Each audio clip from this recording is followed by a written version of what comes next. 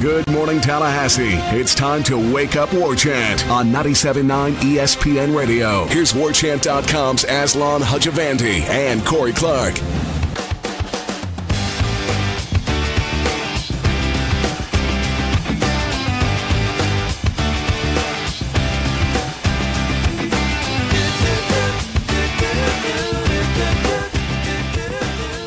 What's up, everybody? I'm Aslan, and that's Corey Clark right across the way over behind that glass wall. Good to see your face, Corey. Thanks, buddy. I appreciate that. When you're here, everything is just so much better. Right. Everything. I agree with that. Most people think that when I walk into a room. This show is called Wake Up War Chant, brought to you by For the Table Hospitality, and there are 3 awesome locations over in the College Town District, Central, Madison Social, and Township. Go ahead, check them on out. Maybe later today after you get to watch spring practice. It's open for everybody. Come on out. Watch the Knowles. Watch that QB competition.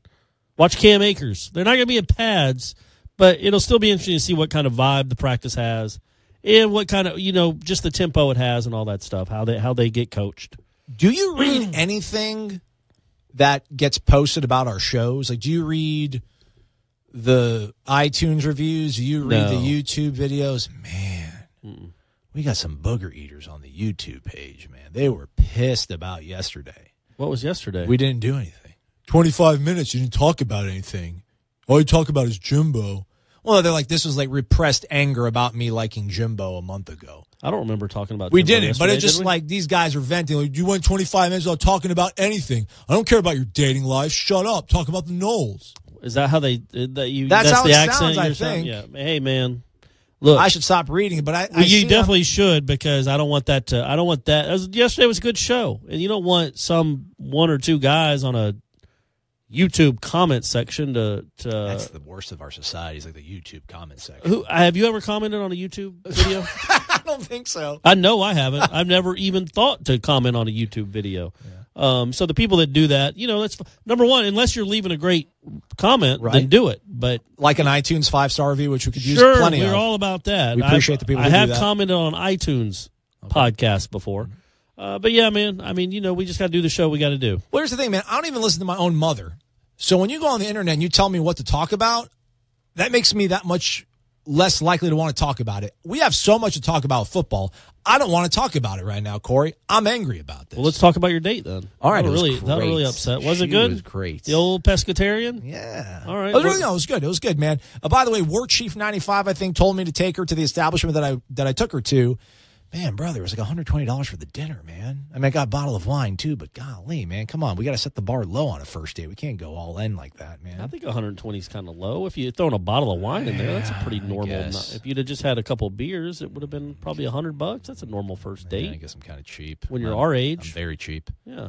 I got to get a new apartment, man. I'm getting pissed on by dogs upstairs. Well, I got to save up. I hope you told her that story. I did. Yeah, Good. She feels bad for me, so maybe she'll let me move in with her. That'd be kind of nice. Well, it's all right. Let's slow it down a little bit. Pump the brakes a little. Pump the brakes a little. You gotta let the bird fly on this. You gotta let the peacock show his wings, okay, brother. man. Hey, man. If you know, you know. Okay. All right. Let's talk about football because I love football. We'll talk about Pro Day later on, but let's go right ahead to, I guess, Willie Taggart, his comments. We got him for a good 30 minutes. We're not going to complain about that pisses people off, too, when we complain or I complain about our access, so I guess I'll stop doing that. But listen, man, I don't know what you guys do. If you're an accountant and your computer crashes or the licensing company for your software, it crashes, you're probably going to complain about that. So when we don't get access, I'm going to get angry. The one complaint, and I don't really ever really complain. You really don't. But the one complaint I would have is when other people are getting them that don't live in Tallahassee. Other media entities are getting the head coach, but you're not getting them. That's not ESPN. Like ESPN, I get it. I know my role. Even then, you don't need them to have 2 one-on-ones with ESPN people, but that's fine. Sure, but then other entities are getting them, and you're still not getting them. To me, it's not so much you're urinating on the local media. You are, but you're also urinating on the local fans. I mean, they War Chant subscribers, Tallahassee Democrat readers, WCTV viewers, whatever you want to say, they all deserve to see the head coach too. So that would be my only complaint. Other than that, we are going to get them, I think, 12 or 13 times in the next month. I mean, we're going to get a ton of Willie Taggart. He's opening practices. We're getting players. All is right with the world now. It was Taggart Nation. It was a very dry 2.5 months of Swagger. not much football. But now that the basketball team's in the Sweet 16, we're getting more football than we know what to do with. So it's worked out perfectly. By the way, there's somebody that's going on a rant on War Chant about us being homers and wanting to go to L.A. Listen, man, I'd send you to L.A. if I could, but that's not my decision. Some poster Jedi agnostic. It's going to be all right, bud. I don't know what I did to anger you, man, but I'm your friend. There you go. I promise. I feel like you're honing in on the people No, this guy's nice. He's a subscriber. Oh, okay. If he's a subscriber, then fine. He's a friend of the program. Yeah, all right, let's talk about football. All right, so Willie Taggart met with us for 31 minutes yesterday. Very generous. It was good. It's good stuff, too, yeah. I got shook off. I raised my hand for a question. They didn't let me get it in, but it's okay. I'll be able to ask it, later today when we get out there this morning and get to hang out with him. So, Gene and I got to hang out, Gene being obviously Gene Williams, the founder and administrator of warchant.com. There's three things that we hit on. Get your kind of thoughts on things. Obviously, I think the three big takeaways from that 31-minute press conference where Willie, answered everyone's questions and was pretty sincere about it. There wasn't a whole lot of dancing around or, coach speak. I guess the three big things to me, obviously, were the way he plans on managing. I don't know if that's the right word, but the way I guess he plans on integrating Walt Bell into the whole offensive sort of scheme of things. His thoughts on morning practices, why he does it, why he thinks it works, and then obviously, I guess kind of his outlook on what the quarterback competition is going to be because maybe we overshot it in terms of what we thought we were going to get from the guy who started in 2016 and gave us, 40 minutes or whatever he gave us in Atlanta against Alabama, but that seems to be a little bit in the air now. Yeah, I thought he said that there was a chance that he would be able to, Francois we're talking about, could participate in spring drills, go through some of them, just no contact.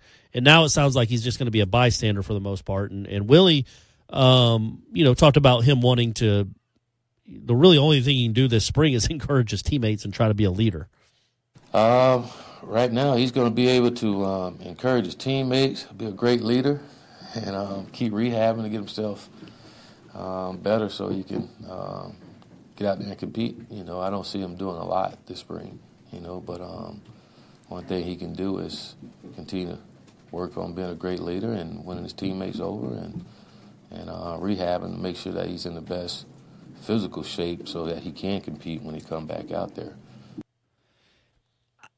I'm not surprised by that. I know I was there with Gene in Cape Canaveral when he told us that he thought that, DeAndre was going to be able to kind of participate in pretty much everything outside of 11-on-11 or anything that involved contact. But, I equated his injury to what Teddy Bridgewater went through, which was totally erroneous because Teddy Bridgewater blew out every ligament in his knee.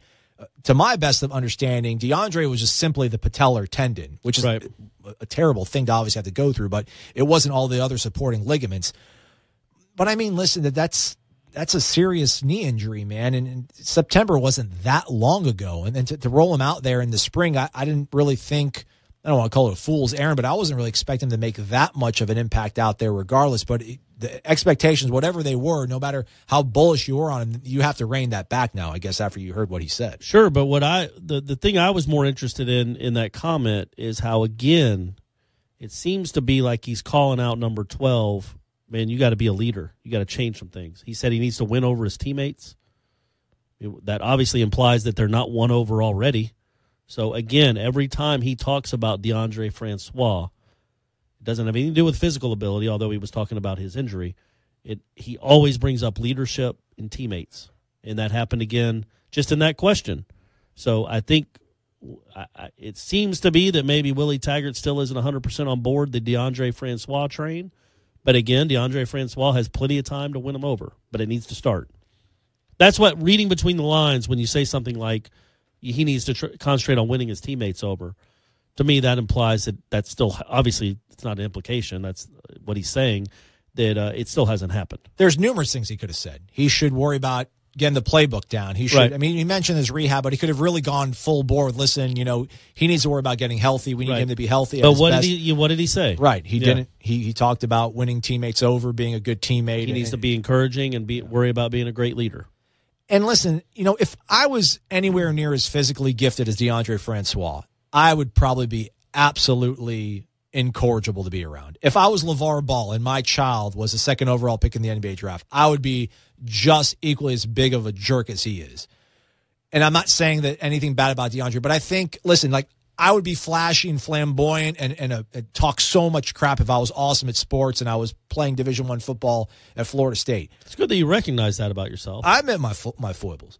But then you have a guy like James Blackman who really seems, I don't want to say humble or anything, but he's so We don't know earnest. him enough to know how humble We he don't, is. Yeah. but watching the way he played, watching his demeanor, if he made a mistake, if he made a good play, it was never about him. And I'm not saying things are about DeAndre, but just you have a sort of flavor of DeAndre wanting to be the star. I think James Blackman just wants to be a good quarterback for his team. He wants to win football games. James Blackman wants to win football games. He wants to be a winner. And DeAndre Francois wants to be a winner too, but I think he wouldn't wants to be a mind star if too. he could kind of, be talked about from coast to coast as well. So when you juxtapose those two things together and there's not a big gap in terms of talent and productivity out of those two guys. I know there's people out there that are just fighting for DeAndre's honor on the Tribal Council on WarChant.com, posting stats and analytics.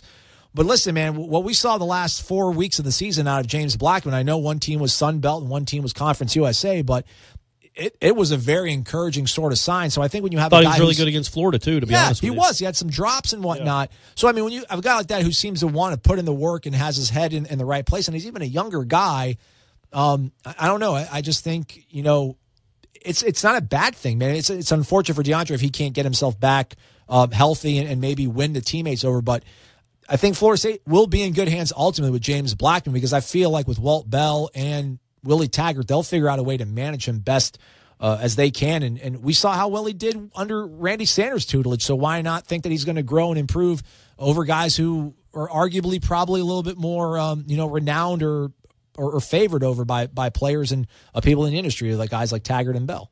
We talked on Seminole Headlines, which airs later today, Here about on ESPN this. On 97.9. Yeah, that's right. I think it'll be 5 to 7. Heck, it could be 3 to 5. With Jeff knows? Cameron, Yeah. who has a show right here 3 to 6 Exactly p.m. every right. single weekday on ESPN 97.9. Exactly right. So, talked about it looks like just the way Willie talks about DeAndre, it seems like it might be an uphill battle. It's not out of the realm of possibility. And Ira brought up Buster Davis and his crazy saga at Florida State where he went AWOL and then had to get punished for a full year.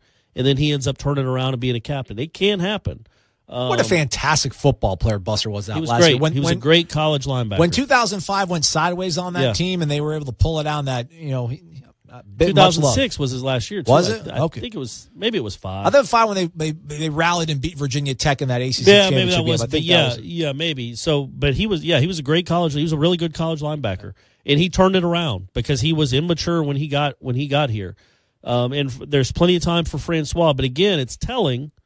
Doesn't mean it's the end of a career, but it's telling when the head coach always brings up leadership and teammates when it comes to one player. He didn't say that about anybody else he talked about, except for that one player. And it's multiple times he said it now. So if he's not getting the message, if it's not getting through, it's going to be a real uphill battle. And if it does get through, which again, when people grow up, he's got a chance to still have a really good career here. Yeah, and we're not throwing dirt on DeAndre's career here, man. He's got a chance to start next year and be really good. We're just giving you inventory of what things are looking like right now. And we're talking about other people's words. We'll get to talk about action on tomorrow's show when we get a full spring practice under our belt. But before then, we'll go back and parse things over in terms of what Willie Taggart said yesterday at his spring press conference and also dive into Pro Day as well. Alongside Corey Clark, I'm Aslan Hudjavan. This is Wake Up War Chant right here on ESPN 97.9 Tallahassee. We're coming right back. You're locked in to Wake Up War Chant on 97.9 ESPN Radio.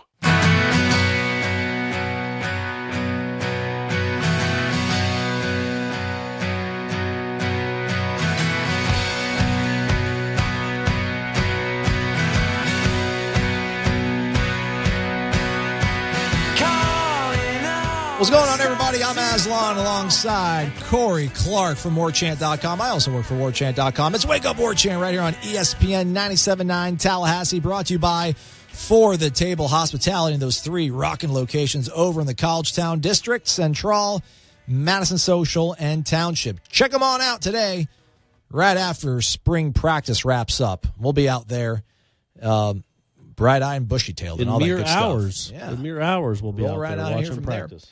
All right, so we my went egg over McMuffin. Yeah, there you go. Or a maple biscuit, a 5 on dime on 5. Well, those dime are good. five. Those are good, but probably just egg McMuffin this time. Oh, look at you. All right. Okay, so the three things that, stood out, we mentioned the first segment, we dived into Willie's comments about DeAndre Francois and perhaps, the quarterback battle that will brew between Is James that the Blackman. past tense of dive? Is dived? I think that's right. Dove? We dove into it, I guess. I don't know. Dived. What's the past tense of drive? We drove? So I don't know. It seems like dive would be dove, but I think you're right. I think it's dived. Dived is the traditional past tense and past participle of the verb dive. This is according to Quora.com. So dove isn't a word? I guess that's dove.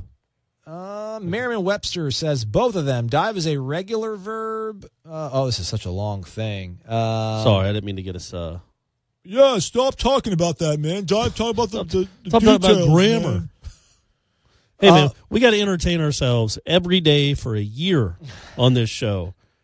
Some days are not going to be awesome. If I talk about Willie Taggart and Florida State football an hour a day every year, I'm going to have to go work. I'm going to have to go do something else. I'm going to have to mow lawns or something. I can't do it. I'm with you guys. So listen, I know you listen to the show because you want to hear about Florida State sports. You don't want to hear about anything. I get it. And it's only an hour. Jeff's got to do it for 3 hours. God bless him. We only got to do it for an hour. But we have personalities, and we're going to talk. And if I have a question about the past tense of dive, I'm not going to wait till I'm off air. I want to know what the right answer is. Just like Jack LaLanne yesterday. So it's dived. So you used it correctly. Yeah, it says a survey of the evidence for dive shows that dove is actually twice as common as dived is nowadays in American English, whereas dived is more common in British English. So I'm a turncoat. Oh, there you go. I'm a turncoat. It all makes proper. sense now. All right, so the first thing was talking They about invented Francois. the language, though, so we go with them, I guess. Jerks. Maybe we should do the rest of this segment and I'll do it in a British accent. There's no way you can do a British accent. So Walt Bell is apparently the offensive coordinator for the Florida State Seminoles here, Corey, but apparently the only thing he'll be coordinating are meetings, not actual play-calling responsibilities, which Coach Taggart seems to want to hold on to. See, I told you. That was pretty lousy. Yeah, so that's a good try, though. Yeah, so I wanted to know that. So you were the one who asked that question. Yeah. Shout out, Corey Clark asking the right question. Because I was curious. And I remember talking to Walt Bell a month ago, five weeks ago, whenever that was, and he said, he even said, like, I don't care if I'm calling plays or not. It's just it's awesome to be here and to be on this staff. I think eventually he's going to want to call plays because eventually he's going to want to be a head coach, and I think it will really help him on his resume if he actually called plays at Florida State and just wasn't an OC in name. That said, I don't think he's going to be an OC in name. I think Willie Taggart really will lean on him. And I think he will take his advice. And I think he will take his game plan advice. And during the game, Willie Taggart sure will call plays. But during the week, that's when a lot of coordinating gets done. And I think he'll lean on Walt Bell for that. I mean, he mentioned the fact that, Walt's going to coordinate the meetings. He's going to be the one coaching the quarterbacks. Willie will be sitting in on those meetings. It's Walt's not sitting in on the meetings with Willie and the quarterbacks. It's the other way around. Walt will be running all that stuff.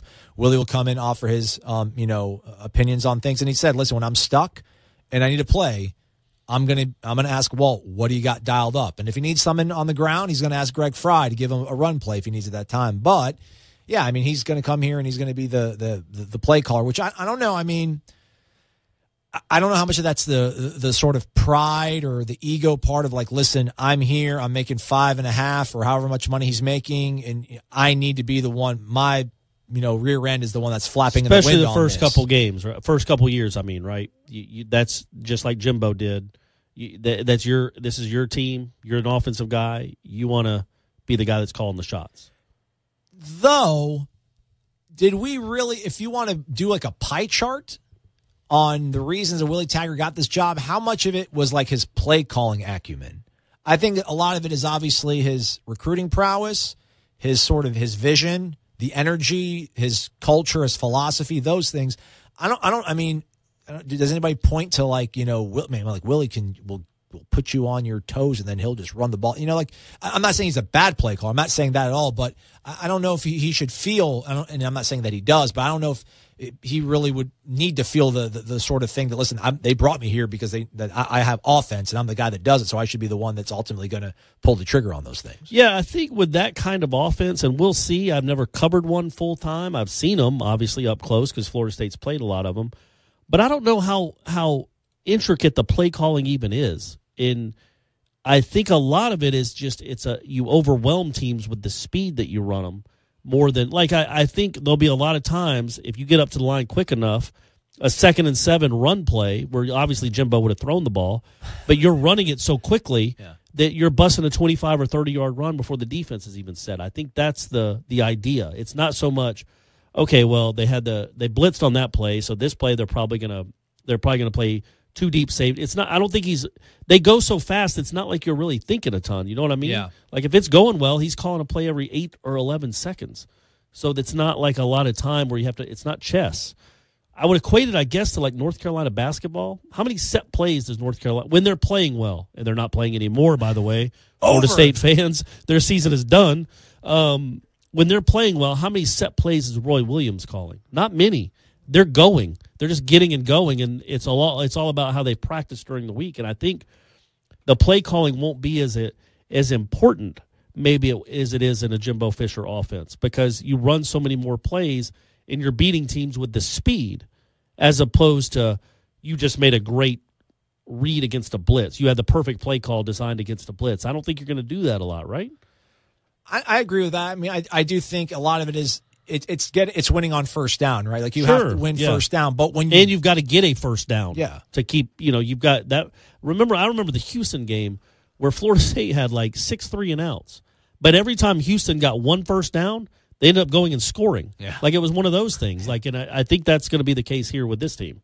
That's how these offenses work. I mean, like, we pointed out, a few shows ago, last week or whatnot, SEC championship game, Auburn and Georgia. First drive of the game, Auburn just ripped it right down Georgia's gullet, but then Georgia, clamped them down from there, and they struggled. So, it's such a momentum-based sort of offense, and everything is based on, like, it is lethal simplicity, man. Like, so many, I remember talking to high school coaches that they were so happy that when Hugh Freeze got hired in Mississippi, it sort of legitimized what they're running in high school because Hugh Freeze's whole thing at Ole Miss was like tempo, just go fast. Right. The whole thing, right, when you do pro-style offense. You don't offense, have to be a great play caller when you go that fast. You don't, and your offensive line doesn't need to be awesome. The whole thing is like you need those 5 guys to all do their job, and if one guy screws up, the whole play is ruined if you run John James offense, right? But when you run tempo sort of a stuff, it's so much defense is on their heels. So if a guy screws up his hand placement or doesn't push the guy off the ball 3 yards, like there's so much more room for like margin for error when you're running that fast. They're winded. They don't know what they're doing because they're confused. They're not getting the signals. And so you're just that less liable to fall into a bad play almost. Is there going to be a second date? Did it end well enough? Okay. Yeah, all right. Is it going to be this week? See, okay, that's the question I want to know because, again, I haven't been the dating scene They don't long. care. They don't care, Corey. They want to talk about Willie, man. No, yeah, they do. They do. I'm telling you. They don't. They really don't. And I don't either. I love headlines, but sometimes you guys go too far off into nonsense. Stuff. The reason Chewing headlines nails, is eating nails. The reason headlines is popular isn't because of my football acumen or Ira's football acumen. It's because people feel like they know us. I promise you. No, it is. But it's 2 hours. We have an hour. I don't care. It's 2 hours a week. We have 5 hours a week. We have plenty of time. So when you're setting up a second date, is it supposed to be next week? Or because again, I didn't do this for very long. I met Stephanie very early on, and then we just started dating exclusively. So is it second week? Like, okay, I'll reach out next week, or could it be later this week? Yeah, you remember the whole back in the day, wait 3 days. Wait till the swingers. Wait 2 days to call them. Yeah, I'll probably try to set something up in the next day or two for the weekend, I would think. Right? I mean, would it be weird if you texted her like today, like Wednesday, and was like, hey, you want to do something later tonight, or you want to do something Thursday, or is that a little too aggressive? Yeah, that's a little too much. I think it's good, it all worked out really well in terms of the timing and the scheduling that we had yesterday for me to kind of get in and out. Don't want to overstay your welcome. No, I got it, man. It's a delicate balance there. Yeah. You want to show that you're interested and you like your time, but you don't want to be over the top. Yeah, it's like that's creepy. The golf instructor, what's his name, David Ledbetter or whatever, he'd be like, when you're gripping a golf club, Ben Hogan said you want to grip the golf club as if you were holding a baby bird, firm enough so that it would not fly away, but not too firm to where you'd suffocate it. So you have to find that balance. She's like a baby bird. I don't want to squeeze her too tight and hurt her, but I don't want to be too loose and let her fly away. You got to find that balance. Right. That's another solid accent. You're That was nailing terrible. It. What was that? I don't know quite what that accent was. I don't know, man. That was horrible. But it sounded foreign. That was what you were looking for. That right? was a guy with foreign roots trying to sound British on a radio show in America. We'll be right back with more of said radio show called Wake Up War Chant right here on ESPN 97.9 Tallahassee right after this. You're locked in to Wake Up War Chant on 97.9 ESPN Radio.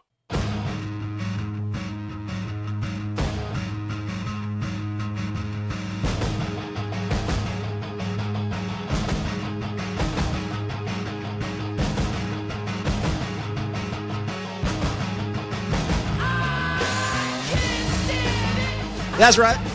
Welcome back to the program. I'm Aslan. He is Corey Clark. It is Wake Up War Chant right Wake here up. on ESPN. Wake it up. 97.9 Tallahassee. Brought to you by For the Table Hospitality and their 3 locations. Where at?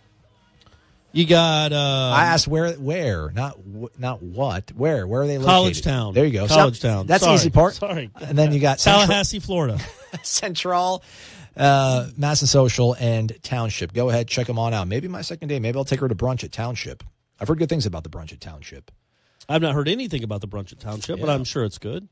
I really like that biscuit place we went to the other day. Yeah, again, they biscuits. don't sponsor this show. They don't. Can't. It's just But it's good, man. Place. It's good. It was a biscuit place. I didn't say exactly who it was. Just a biscuit place. Right. All right. And at this particular place, they ask you. Sometimes they'll ask you like your favorite band. Instead of asking your name for your order, they'll say your favorite band or your first car. Great story. This time they asked your happy place. Yep. What did you say, by the way? You mean my table? I'm over in the crowd. Like, no, like, where's your happy place? I'm like, I don't know, Doak. Okay, so then, you said Doak. Yeah. I said Shreveport. But the dude that was announcing it had apparently never seen that word before because he called it Shreveport. So, well, did you spell it for him or something? How did he butcher the name? If you said Shreveport, how did he not it was a pronounce different guy that announced it, okay. and he had never seen that word together, and so he said Shreveport. All right, Shreveport. You know, I was thinking while we were inside the indoor practice facility where they had pro day, they have banners they don't do banner year by year of each bowl they were into. They basically just have banners for every bowl game they've been in, and then they put the year they were in said bowl game. So I figure like if they there's like there's a Sugar Bowl with like 4 years on right, it. Right. So I'm like, if they made a movie, like a dramatized fiction about Willie Taggart, you know, hometown guy, Florida, comes to Florida State, dream job, takes over, downtrodden program, the opening scene would be him, like, walking the guys in the middle of the night, like, where are we going, man? Where are we going? I don't know, man. I don't know. Coach said we got to go here. Walking them into the indoor practice facility, and they'd only have one light on, like on the 10-yard line, right where the Independence Bowl banner is. Yeah. Like, you see this? It says 2017 on it. You see that Rose Bowl banner? It says 2013, 14. You see that Sugar Bowl banner? It says 97. It says, you know, he'd be like, this is never going to have another number on it ever again. And then, like, title, boom, boom, boom. I think it would start in Taggart Shreveport. takeover. In Shreveport. Yeah. Right at the Hustler Club, which was right next door to their hotel that they were staying at. That's the bowl they went to, folks. Was that your real happy place, the Hustler Club? No, I didn't go in there. I don't even know if it never looked open. Not that I was looking to go in, but it never looked open. So I would take them there or to the shack right next to the stadium that had the big pig on the roof. Yeah. So either one of those, I think, would be a good starting point too. Like we're not doing this again. We ain't doing this. Yeah, I agree. That's the way it needs to start, and we can be the playwriters on that. In fact, when I wrote a column about that the day they got there. It might have been my first column for War Chant actually about how this is ridiculous and this should never happen again. Shreveport, I'm sure I'm not sure it's a fine city, but the people that run the bowl did a very good job, and I'm sure there's some great parts of Shreveport. But it's not Atlanta, it's not Miami, it's not Pasadena. It's just not. It's not what these players are used to. And I recalled a story from when Coach K was at Duke for maybe it was his third or fourth year, and they got blasted in the ACC tournament. To finish with a losing record, they got beat by 40 points by Virginia. And they all went out that night. Him and his party went out that night. And somebody in the party said, here's to forgetting this night. And Coach K was like, here's to never forgetting this night. Yeah. And I really do think, number one, I don't know if it really happened, but that's lore in Duke history. And we all know what that program is now. I really do think Shreveport could be used like that. Like, here's to never forgetting where you guys had to play last year because you didn't play well during the regular season. Don't go back to that. The photo you took of that stadium from the exterior is one of the most stark, it's crazy. Depressing I don't photos. think people understood exactly what that's why I took it. People didn't understand exactly where that game was being played. Plus, it The weather was awful. That's not Shreveport's fault, really. So the weather was awful, and I thought that was funny. Derwin said that he tried to go to the game and didn't know how far Shreveport was from New Orleans, so he thought he'd just be able to hop in a cab and go, and then realized it was 5 hours away when he landed in New Orleans. Yeah. So let's talk about him. He was out there as part of Pro Day. A lot of the guys were, and listen, I know we were posting updates to the message board, warchant.com on the numbers, but man, Pro Day that was the first Pro Day I've ever attended, and it's such a weird dynamic because, I mean, you got agents, you got writers, you got TV people. By the way, you've got agents for Derwin James. You've also got the agents for like Nate Andrews and Jalen Wilkerson. So it's the whole spectrum. Yeah. And then you can usually tell. Yeah. And you got guys, I mean, you got people like you and I, like we're cracking jokes back and forth about, this topic or that topic. And then, there's people that are totally uninterested. They're on their phone. And then you got guys on that field. I mean, Derwin doesn't matter what he does. I mean, he's going to be all right. Josh Sweat, I think he probably boosted his stock again. I mean, listen, I didn't see any of the numbers, but just the way he moved, you're like, man. You guys won't believe it. Really, you won't believe it. I could not believe what I watched on Tuesday at Pro Day with him. I mean, it's a different dude. And again, he talked about afterwards getting the knee brace off, and it was a mental thing and a physical thing. But once he took that knee brace off, he felt like he could fly again. Kind of, talking about the keeping her in your the bird in your hand. Yeah. Once he took that knee brace off, he felt like he could fly again, and then he was asked about, because I guess he put it on, he ran with it off, put it back on, and said it felt terrible, felt like he couldn't move, and that's what we saw essentially for 3 years. Yes, we did. Was a guy that couldn't move. When you see what he can do, and I'm not saying he's going to be, the next Michael Strahan or name a great defensive end, but he did not look on that field anything like the guy we saw for the last 3 years. He looked like one of the best athletes in the country. I mean, he was running, he was chasing passes 40 yards downfield. They wanted to try out linebacker. He did linebacker he drills. Stood up. Now, again, I don't know when he's going to get drafted. I don't know if he'll have a good NFL career or not. But he will get drafted, and he's going to get a chance because that guy is a freak. I mean, he never came across – you heard that he was a freak till the injury, and then in his 3 years at Florida State, even though he started all 3 years and had some nice moments – he never looked like one of those guys. I think he actually even said yesterday that, like in hindsight, he probably should have redshirted as a freshman. Yeah. So just for the mental hurdle, I think, yeah.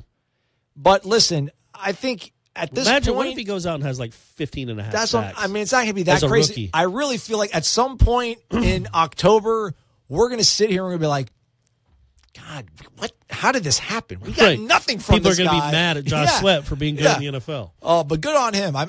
You could just see him. I didn't have any stopwatches. I didn't see any of the numbers, but you just saw the way he ran. And you're like, it's going to work out for that guy too. And then you saw other guys out there trying and fighting and clawing, and you're like, man, it's not going to work. It's not going to work. You can just see the difference between, and we don't have to name them. No, people know who I they don't are. Want to. I don't want the difference between like a Josh Sweat and a Derwin James, and even a Matthew Thomas to a certain extent.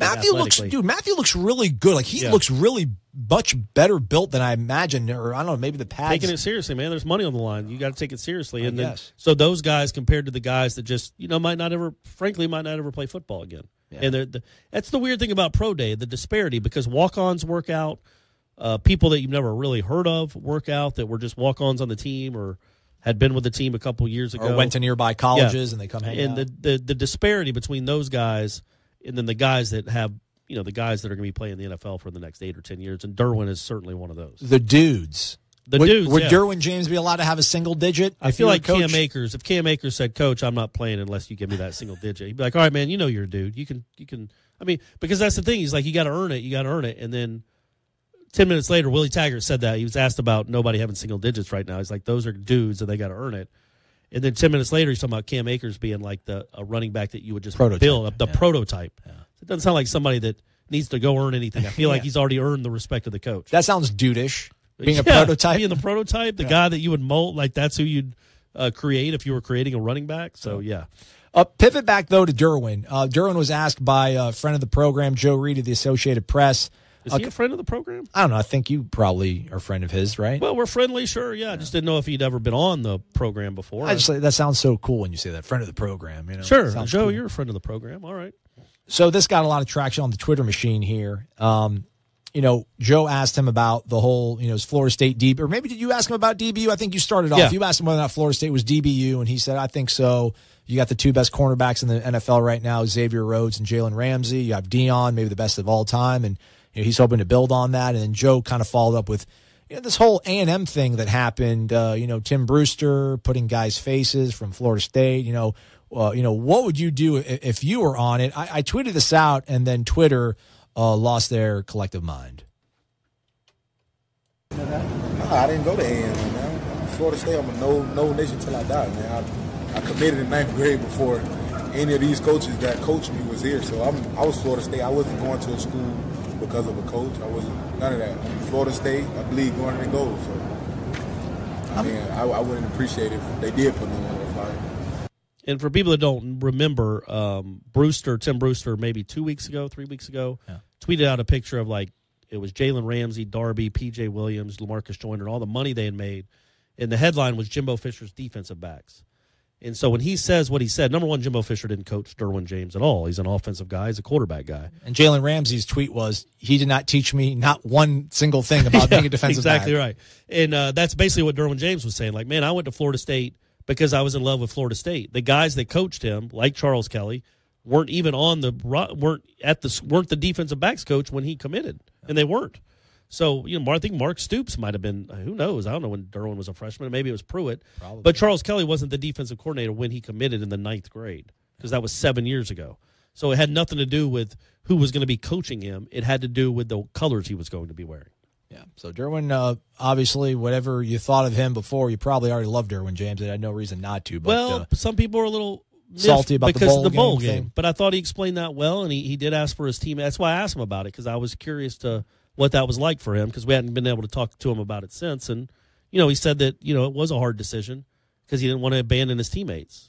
And, he tried to get back to the game in time to at least be there on the sidelines, but he, was in New Orleans instead, watching in a hotel room. Not a bad life to be a dog. To be number 3, to be a single-digit dude. All right, some final thoughts from spring's opening press conference, pro day. Got to talk a little about baseball, maybe even sprinkle some basketball. They're one of 16 teams left. It'll be a very brief segment when we come back, wrapping things up on this Tuesday edition of Wake Up War Chant, ESPN 97.9 Tallahassee.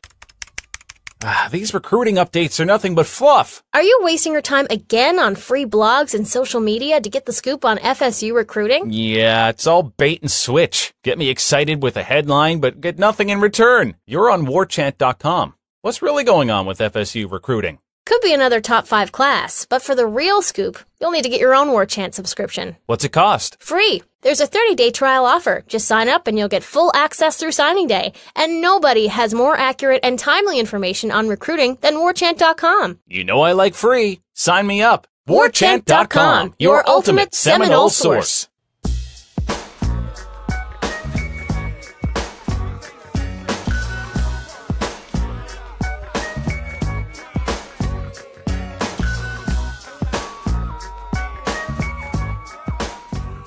I'm Aslan. He is Corey. This is Wake Up War Chant right here on ESPN 97.9 Tallahassee. ESPN Tallahassee. Tallahassee Sports Monster. Sounds good, man. Yeah. Brought to you by For the Table Hospitality. 3 awesome locations over in College Town Central, Madison Social, and Township. Visit them after practice today. So practice is going to be open. Everybody can go hang out. Starts at 9, right? Something like 9:15, something like that. By the way, if you're out there and you're taking video, you can the whole entire time, I think. We're not allowed to. So, tweet it at me. Put it on War Chant. We'll feature it on the boards or whatever. Yeah, take video and share your thoughts on things. Get involved in the Renegade Express as well. That's over on the Tribal Council on warchant.com. We'll do that on Friday. We'll get to your questions and your concerns. And, hey, if you don't mind, Corey's had a good week so far. Go to iTunes, give 5 stars for him. And you can criticize me, and we'll be all good. But still keep it at 5 stars. Yes. The thing's 5 stars. Say all you want about Aslan. It doesn't matter. Just make sure the stars are 5. Taking 1 for the team. Yep. All right, we talked about it yesterday, and you kind of punted on it. But come on, man. Give me some guys. Give me some juice, man. What are you looking forward to this morning? Who do you want to see out there? I mean, what do you take away from the first day of spring? I mean, I know obviously not a lot, but I mean, what do you want to see as a journalist, Corey? And we always ask the coach, what do you want to see the first day out of your team? What do you want to see? It really isn't specific players. It's more about the tempo, what they do, how they coach. Just how they coach, really, how it's organized, how quickly they're moving. He acted like they're going to be going breakneck speed, but Jimbo did that too. And Jimbo would have two fields going all at the same time. I assume Coach Taggart will have that. I just want, more than anything, I just want to see how practice is organized and how it's structured. Yeah. And if it's different, and again, the music. Is there going to be music out there? I'm stoked about the music, too. They've got signs there. They have these signs that say speed limit. And instead of having a number, it just says fast. Oh, okay. So his whole thing was, he said yesterday as well, they're going to do most of the teaching during film. Right. When they're on the practice field, it's go. There's no holding the hand. It's just, he's like, we're not going to stand around. We're just going to keep going. And it's not going to be like, you screwed that up, do it again. Yeah. Here, do it again. It's going to be like, get it right your next rep, but you don't get this. Because sometimes coaches will be like that. You mess it up, go back in there and do it again. Yeah. Go back up there and do it again. They're not going to be like that, it doesn't sound like. So that'll be interesting to see how that goes. Again, spring practice starts today. All your coverage will be on warchant.com, and then we'll be back with you tomorrow on Wake Up Warchant to talk about things of that nature. Real quickly as well, baseball team taking down UCF last night, 6-4. Shout out Andrew Karp getting off the schneid, I guess you could say. Pitched in the 8th. Gave up a bomb there. Did he? As like his last pitch. He threw too many pitches. I don't know why. 117. Good well, grief, they sent him man. out there after 108, after he'd gone 7. I know they got another game today, and then they got 3 this weekend, so they're trying to use them as much as they can. But maybe after 108, sent him out. But either way, that was a you hate for him to end on that note, because otherwise he was really good. Had 10, 11, 12 strikeouts. 10 Ks. And pitched into the 8th, which is good. They only had 5 hits, but they made them count. And Luke had a home run. Oh, there you go. Which is good for him. Get off the schneid there, Jackson. Yeah, he needs to become a hitter. Yeah. Not just a guy. I mean, he needs to become a power hitter. He's too good a hitter to be hitting 212 with a slugging of 330 or whatever it was. Concurred. Irish O'Fell will be on a jet airplane later today, heading over to Los Angeles. Knowles taking on Gonzaga in the Sweet 16. We'll have a friend of the program, ESPN studio analyst Dallin Cuff, joining us on the program tomorrow to kind of break that down. But, I mean, I feel, I don't want to say I feel bad, but I do. I mean, golly, to make it to the Sweet 16 is as much maligned as this team was or this coach has been, and then it has to deal with the shadow and the specter of spring football. We went 40 minutes of programming without even mentioning the fact that Florida State's one of the 16 teams left competing for a national title. I feel like that was your choice. It is. It is. So tomorrow we'll obviously talk about spring practice because we'll have seen it. Yeah. But then we'll also do a little basketball since it'll be the day of the Sweet 16 game. Yeah. And we'll have Irish O'Fell in Los Angeles, man. Boots on the ground, man. So were you able to look at the Gonzaga tape I prescribed for you to kind of break things down and see what they're matching up to Florida State? Were you able to look at any of that sort of stuff? Not, but I know they're good. They play 7 guys, though. Now, they're all good, but they have a rotation of about 7 guys, 6 that can score. I think they've had 6 guys that have scored 20 points for them this season. But 7 guys, a rotation of 7. Florida State obviously has 19 or 20, whatever Leonard wants to do. So Florida State will have a depth advantage. So maybe it'll be the same thing where they can just keep it close. Yeah, where do you stand on that? I mean, I'm not trying to second guess Leonard at all, but where do you stand on the fact that they roll so many guys in? Do you think that was part of the reason they were able to beat Xavier? Did they wear Xavier down ultimately? You think about the 4 halves they played in Nashville. The Missouri half, they dominated the second portion of the first half, and they dominated the second portion of the second half after Missouri cut it to 6. Right. And then in the Xavier, they get that close? They cut it to 6? They cut it to 6 with 9 minutes left. And then Florida State built it back up to 20. Yeah. And then until they started missing free throws. And then in the Xavier game, they were down by 8 or 9 points in the first half of that game and then had a 3-point lead near the end of the first half. And then obviously we saw what happened in the second half. I do think, everybody wants Trent Forrest to start, and it makes sense because he's your best player. It's weird that he doesn't. But he takes over those halves late in each half because other teams are tired. They don't play as many guys. And you got him, Savoy, Cabangeli. I mean, it's nice to have fresh legs down the stretch. That said, it also might be why you don't play real well at the beginning of halves. And those count too. And those matter too. We'll see soon enough, man. That'll be a good time. And I don't know. I don't want to look ahead, but I don't know a lot about Michigan and Texas A&M either. But I think Texas A&M is a team that's just a bunch of big dudes, and they rely on size. And it's like, well, that's probably not what you're going to be able to get past Florida State with. So it's fun to dream, man. It's fun to dream about what 2 more wins could mean for this team, man. That San Antonio Final Four. That would be. It's really almost implausible that they're here right now. At this point, they'd be the 1 seed, man, practically on the road. But if they somehow manage 2 more wins, goodness, that's just remarkable. And it's not crazy. It wouldn't be outlandish if they won these 2 games. No. I don't expect it to happen, but it wouldn't be outlandish to beat a 5 and a 7 or a 5 and a 3. Florida State can do that. And if they do, we'll lead with it. I assure you, we'll lead with it on the we'll at least get into it in the second segment. All right, he's Corey. I'm Aslan. Thanks so much for listening to Wake Up War Chant. We'll catch up with you guys tomorrow. Have a great one. WarChant.com, your ultimate Seminole sports source, knows now is a time of true excitement for Nole fans everywhere. That's why WarChant.com is especially proud to announce its newest team member, senior writer Corey Clark. Combine Corey's expertise with owner Gene Williams and managing editor Ira Schoffel, and WarChant.com boasts nearly 50 years of experience covering the team you love. It's Taggart time in Tallahassee, and that means now is the perfect time to sign up for your free 30-day trial. From National Signing Day to March Madness, WarChant.com is your ultimate Seminole sports source.